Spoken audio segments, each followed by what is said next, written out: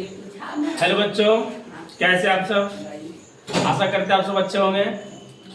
और चलिए आज फिर हम बात कर रहे हैं मैथ में। यहाँ पे देखिएगा, आपको दिख रहा होगा, यहाँ पे क्वेश्चन है, यदि किसी त्रिभुज के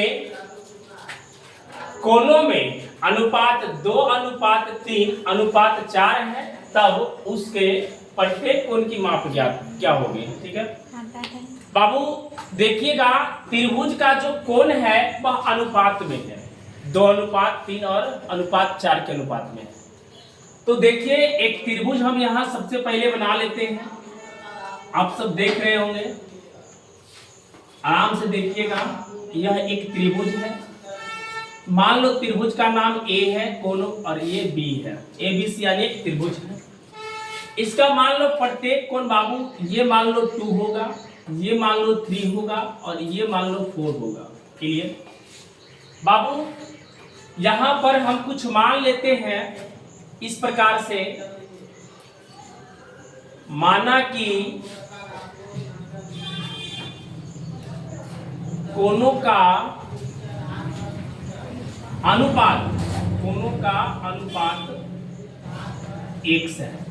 ठीक है, जब हम मान लिए कोनों का अनुपात x है तो बाबू यहां पर हो जाएगा, इसलिए एंगल A बराबर 2 है तो 2x हो जाएगा, एंगल B बराबर 3 है तो 3x हो जाएगा, और एंगल C बराबर 4 है तो 4x हो जाएगा, है ना। यानी कि ये आपका हो गया 2x हो गया, ये आपका 3x हो गया, ये आपका 4x हो गया।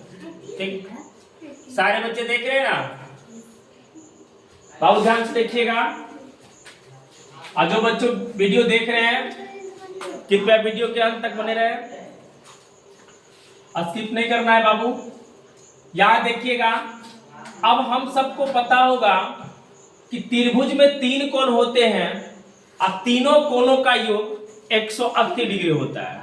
हम सबको पता है कि त्रिभुज में 3 कोण होता है और तीनों कोणों का योग 180 डिग्री होता है। तो हम यहां लिख देंगे इस प्रकार, angle A plus angle B और प्लस एंगल सी बराबर 180 डिग्री, है ना बाबू।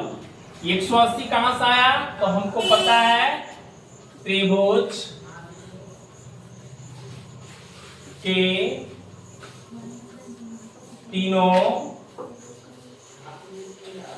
कोनों का योग, है ना। त्रिभुज का तीनों कोनों का योग 180 डिग्री होता है। अब चलिएगा बाबू, अब यहाँ कर रहा है एंगल ए, एंगल ए का जो मान है वह 2x है, हम यहाँ 2x रखेंगे, प्लस बी का जो मान है 3x है, हम 3x रखेंगे, और सी का जो मान है बाबू 4x है, हम 4x रखेंगे, बराबर 180 डिग्री। सभी बच्चों को दिख रहा है ना बाबू? अब ध्यान दीजिएगा, सबको ऐड करना है, 4 3 और 2, ये कितना हो जाएगा? यानी कि 4 और 3 7, 7 और 2 9, यानी कि बाबू 9x इक्वल टू 80, 180, है ना। अब थोड़ा सा आगे और बढ़ते हैं, तो बाबू देखिएगा, इधर जो 9 है वो गुना में है, पक्षांतर करने पर चिन्ह बदल जाता है, तो हम इसको इस साइड कर लेंगे तो गुना से हो जाएगा भाग में, तो यानी कि x बराबर हो जाएगा 180/9, है ना। कोई भी संख्या को अगर हम पक्षांतर करते हैं तो वह उसका चिन्ह बदल जाता है, याद रखना है हमेशा के लिए। अब ये काट देंगे बाबू, तो ये आपका 20 बार में कट जाएगा, है ना, 20 डिग्री। तो आपका यहाँ पर जो है x का जो वैल्यू आया है वह 20 डिग्री आया है।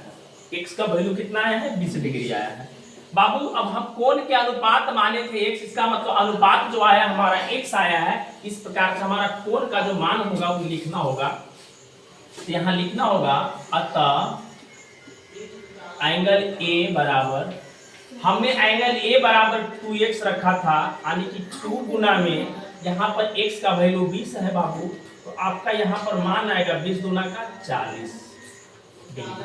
इसी प्रकार से एंगल B का मान पूछ रहा है, एंगल B बराबर हमने 3x बोला था, अब 3x है बाबू, तो 3 × 20 हो जाएगा बाबू। अब यहाँ पर करेंगे तो 20 या कितना होता है? 60 है।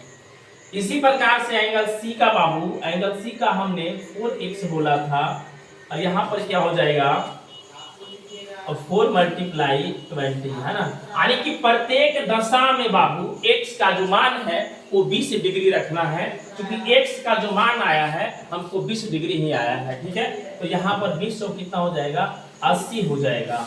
कितना हो जाएगा, 80। तो बाबू यहाँ देख लीजिए, एंगल ए का जो मान आया वह 40 डिग्री आया है, एंगल बी का जो मान आया है वह 60 डिग्री आया है, और एंगल सी का जो मान आया है वह 80 डिग्री आया है। आप इसे सजा कर लिख सकते हैं, तो 40, 60, 80 ऐसे लिख सकते हैं, अन्यथा इसी प्रकार से आप छोड़ दें। तो बाबू ऐसे मैथ आपको समझ में अगर आ गया होगा। अगर आप चैनल पे नए हैं तो हमारे चैनल को सब्सक्राइब, लाइक और कमेंट बॉक्स में जरूर लिखें। अगर किसी प्रकार के कोई आपको अगर समझ में नहीं आ रहा हो, कोई आपको दिक्कत हो रहा हो तो लिखिए, ताकि नेक्स्ट वीडियो में आपको समझाया जाए। Thank you so much.